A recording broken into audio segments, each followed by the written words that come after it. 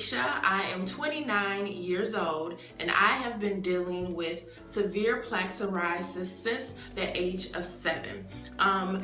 Before I was officially diagnosed, I had always had patches of dry skin around my elbows and knees. But at that time, we did not realize that I was dealing with a disease. We just thought that I had really extra dry skin in those areas. It was not until I encountered chickenpox, which was very common back then in the late 80s, early 90s, that psoriasis went rampant on my body. It went everywhere. At that time, I didn't know what psoriasis was, and neither did my grandmother. She took me to the dermatologist who surveyed my skin and determined that what I was dealing with was a chronic illness, autoimmune disease called psoriasis.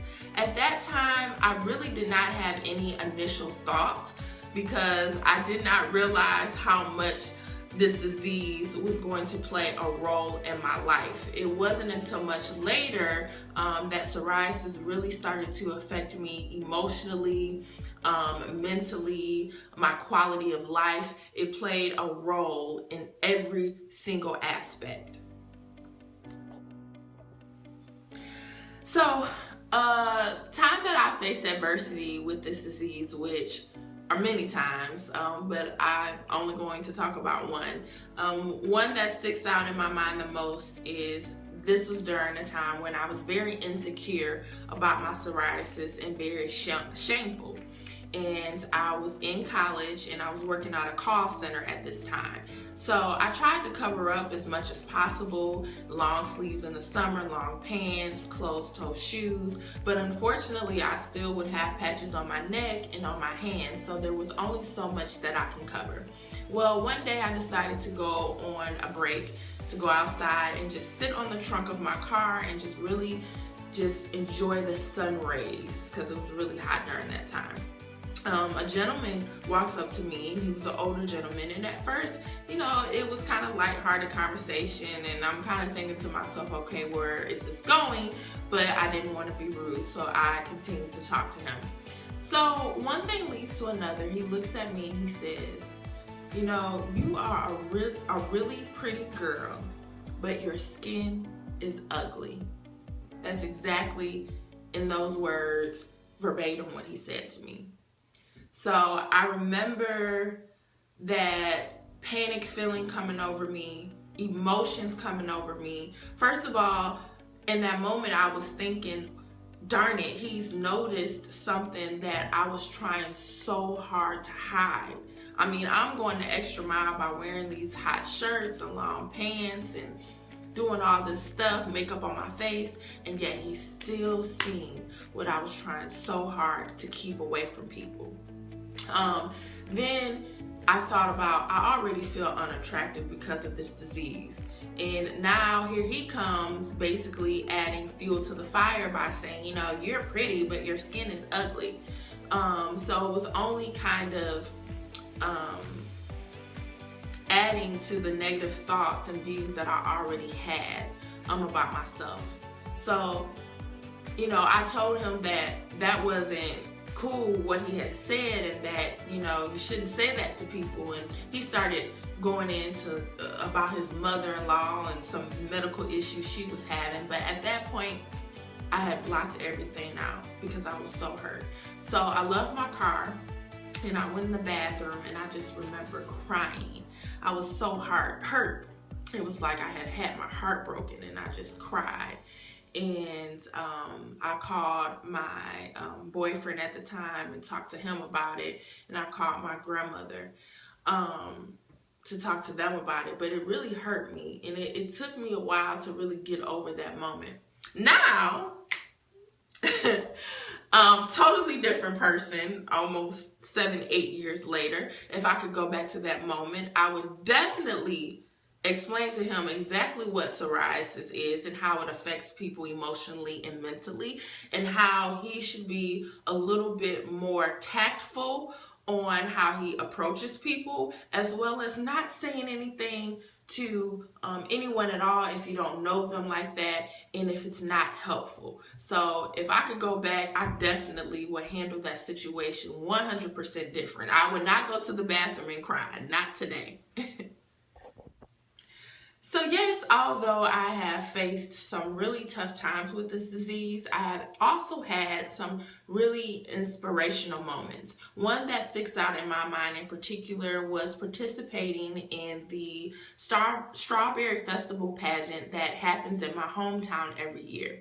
It was my junior year, and I had been to the pageant a couple of times just as an audience member, and I told myself, I really want to participate in this. Like, it seems really elegant and you get all pretty, and it just made me feel really giddy inside when I would see the girls.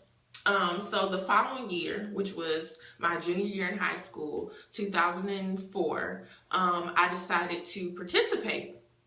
And at that time, I was covered with psoriasis on about 80-90% of my body, and no one knew. I would keep it covered up with clothes, as I stated before.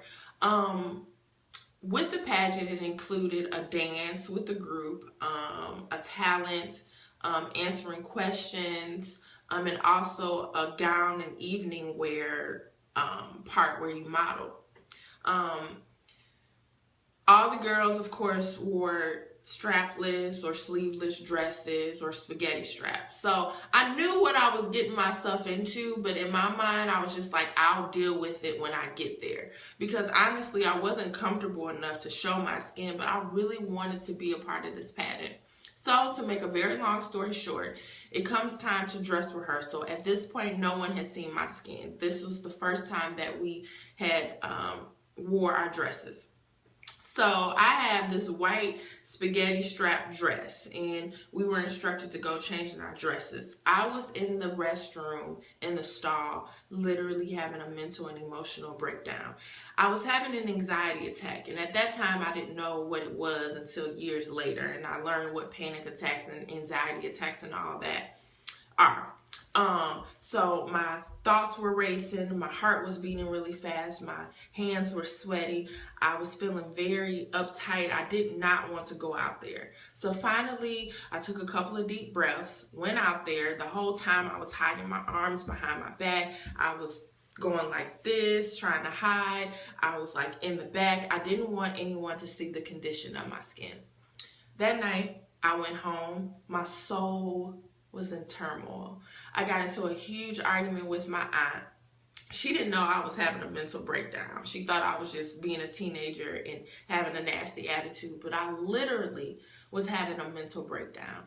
I just remember getting into an argument with her and going to my room and crying. And I called my grandmother and I told her, I'm not being a part of this stupid pageant. I said, I don't want to show my skin. My grandmother said, no, you're going to be in a pageant. Tomorrow we'll go get you some body makeup and we'll just cover up your psoriasis like that. So one thing led to another. I agreed to it. Now I have this white dress. Why did I choose a white dress with this brown makeup on my arms? But I made it work. So the night of the pageant comes around, I participated, I did my talent, I answered my question, I modeled in my gown. And now it came to the point where it was what everyone was waiting for. Who was going to be the Strawberry Festival queen? So they called the second runner-up, and it was not me. They called the first runner-up, and it was not me. They announced the 2004-2005 Strawberry Festival queen, and it was me. I won the pageant. That moment was so inspirational to me because I almost quit. And it wasn't because anyone had said anything rude. It wasn't because anyone said that I shouldn't participate. It was my own insecurities and fears. And I almost quit. And had I quit, I would have never won. So that was a very important point to me in my life of facing adversity and winning through it. And even if I hadn't won, the fact that I participated anyhow would have been good enough for me. So having psoriasis has definitely taught me what's important in life. A lot of times people, the first thing they see is the outward appearance, and that's important to a lot of people. But having psoriasis has taught me that beauty is skin deep. And I know that's kind of cliche and people say it all the time, but no, seriously. Having psoriasis has taught me compassion, to have compassion for others who may not be like me because I don't know their struggle. It has taught me empathy, to be able to relate to people who are different, even if it has nothing to do with psoriasis. I know the struggle of what it is to be different. It has taught me patience. It has taught me how to love myself unconditionally. It has taught me to not accept anything from anybody outside of unconditional love.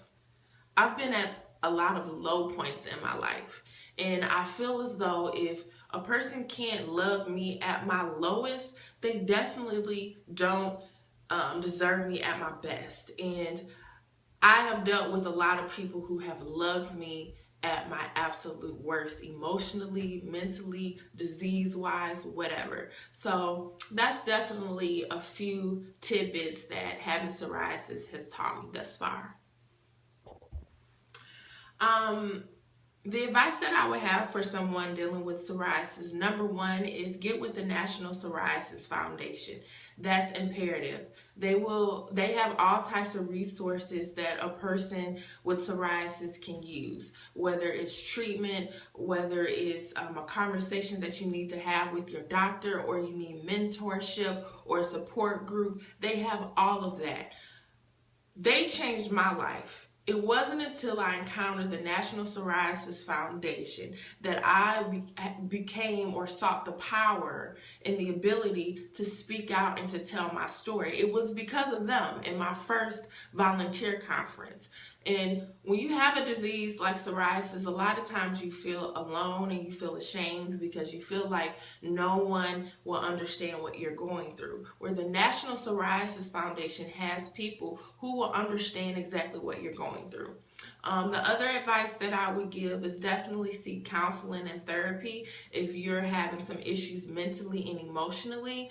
A lot of people with psoriasis suffer from depression, and we're more likely to think about suicide and all of those issues. So make sure you get help. And lastly, I want to say that if you're newly diagnosed with this disease, or you've just been living with it and you feel hopeless, there is hope. Find you an amazing medical team. And if that medical team that you currently have is not amazing, get a new one. Get a new one, because you deserve the best. It's not the end of the world. When you live with this disease, it's just a new way to live. So you can live with this disease and have a good quality of life. You just got to surround yourself around the right people and the right things.